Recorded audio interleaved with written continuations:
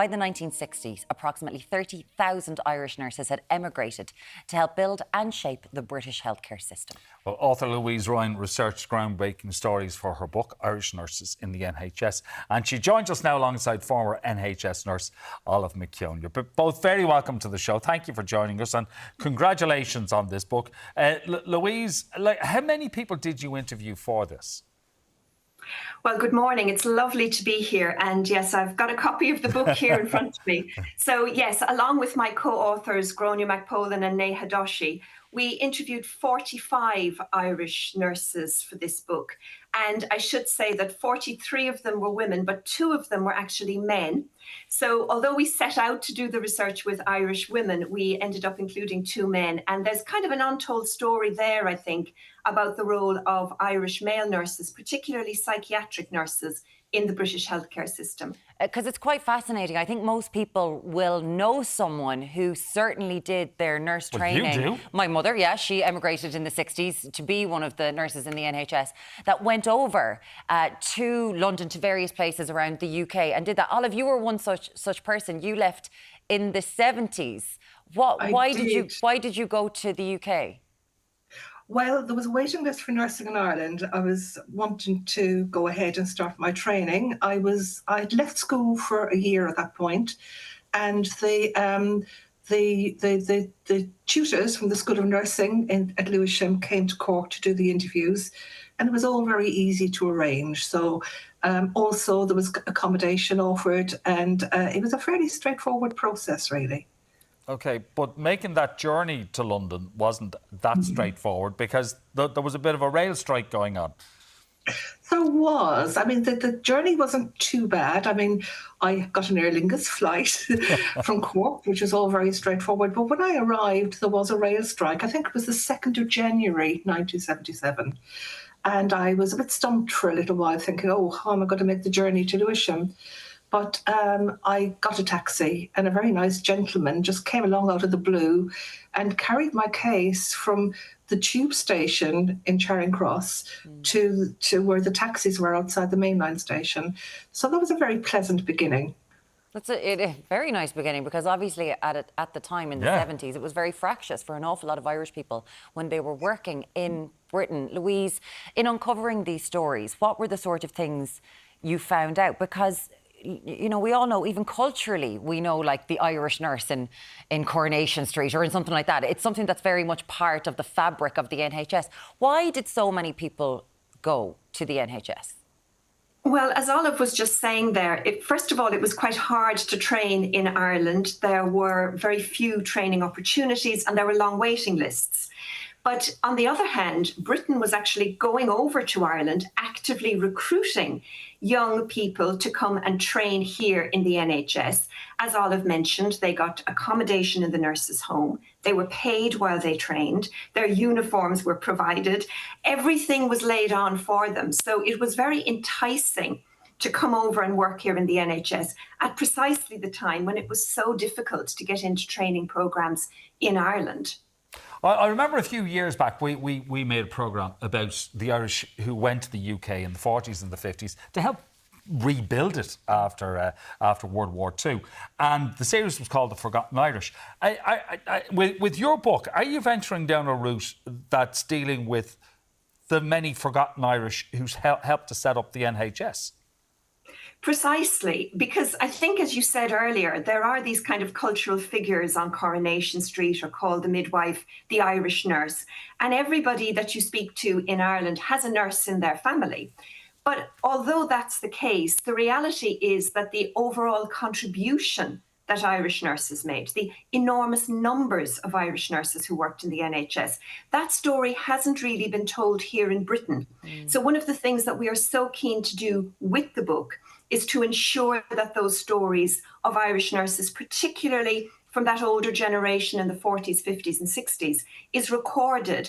And we hope with the book and with the wider research project with myself and Gráinne and Neha, that we really will be able to tell that story and get it heard, so that the work of Irish nurses is recognised finally for the contribution they made. And Olive, what was it like for you? Because I'm assuming there was What was the culture shock like? Like leaving Cork in the 70s. We all know what Ireland was like in the 70s in the grip of the Catholic Church, and heading over to London. Well, to be honest, I felt a bit let down because Cork was a great place to live in the 70s. And I actually had a very nice social life in Cork, lots of friends, and I'd left school for about maybe 9 months, 6 months. Oh yes, that's one of me in my training group. Wow. In PTS, or second year actually, 1975 that would be. But yes, it was a shock. It was quite dull initially, and of course the connections you'd have in a smaller city like Cork weren't immediately there, and so I had to figure out how to create a social life for myself. But as the stories of the book reflect, there was a lot of collegiality and warmth and friendliness amongst the groups of nurses. And of course, some of the stories we had to tell were really rather entertaining. So it took me maybe a few months to figure it out. But being in London with all the lovely fashion and the music and the theatre and access to lots of sort of cultural facilities was something I discovered and made the most of, I would say. When you say made the most of, you enjoyed your social time when you got the run of the place, is what you're saying. Indeed, I did. Yeah, it took me a little while to warm up to it, but once I did, yeah, I had a very nice time. God, she's keeping stum on that. She's not let us into the nightlife at all. But Olive, like we all know, there would have been a certain level of bigotry. We're going into a time when the IRA campaign was happening. In Britain, we know the T-shirt, we've seen no blacks, no dogs, no Irish. What was it like for you at that time as an Irish person? Well, maybe I was lucky, but I encountered very little negativity, really. Okay. I remember one incident on a ward while I was in PTS, which is the initial training school, where a sister who was from London with a Cockney accent, someone sort of mimicked my pronunciation of something. I think my pronunciation was probably a little bit broader than it would be now, and she picked up on it, and I felt very annoyed and angry with her, really. But I don't think that was a particularly racist thing. I know others did have comments when they went into shops and, sort of maybe people sort of not being very friendly or very nice to them. But there was certainly none of that from my perspective from the patients, for example. Patients seemed to really appreciate it. And again, the stories in the book will often relate how there was a lot of regard, a lot of respect, and a lot of appreciation from patients. That comes out again and again. Okay. You found love there, like so many other people who made the journey across the pond to work in the NHS. You found love and developed your career in the UK. I did indeed. And I finished my training in early 1977, and I got married in July 1977.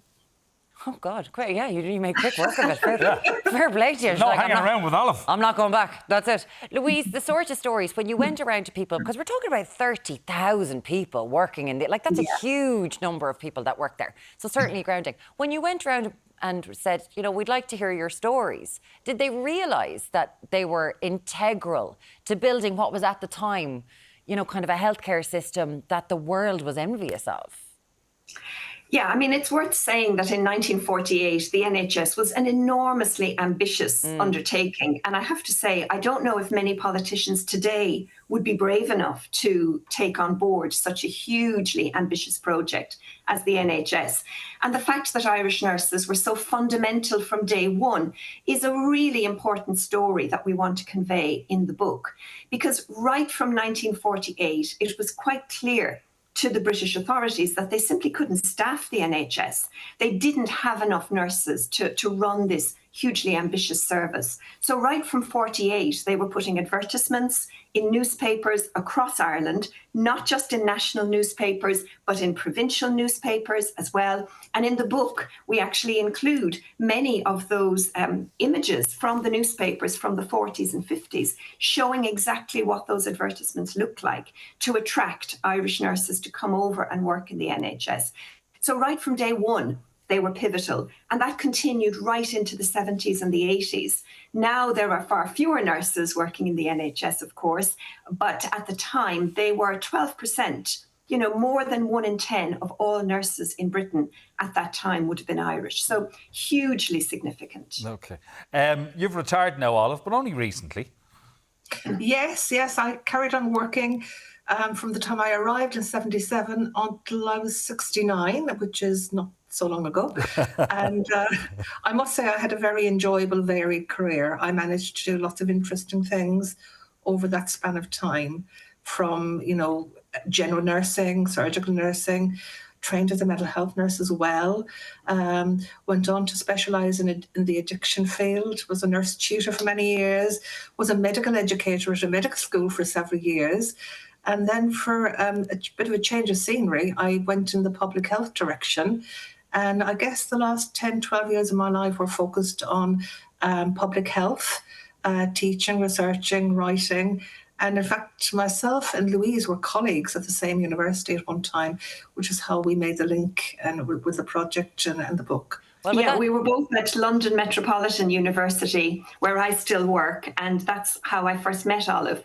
And it was actually brilliant because through Olive, I also met her friends. And there's a lovely photograph in the book of Olive with her friends, who were all nursing colleagues in Lewisham Hospital. So it was exactly, wow, brilliant. I said that. So yes, we were really lucky to be able to meet more nurses through Olive. So it was a very happy coincidence that we were both at London Metropolitan University together. Well, you've just given a CV there that our Minister for Health, Jennifer Carroll, she'll be on to you now going, come here, lads, we're in a bit of a bind over here.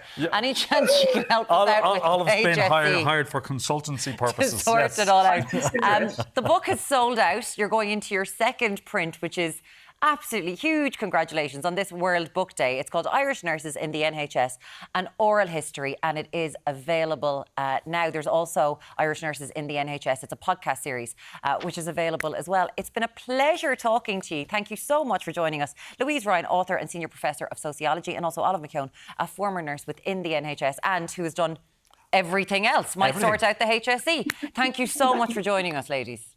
Thank you very much indeed. Thank you very much. Thank you.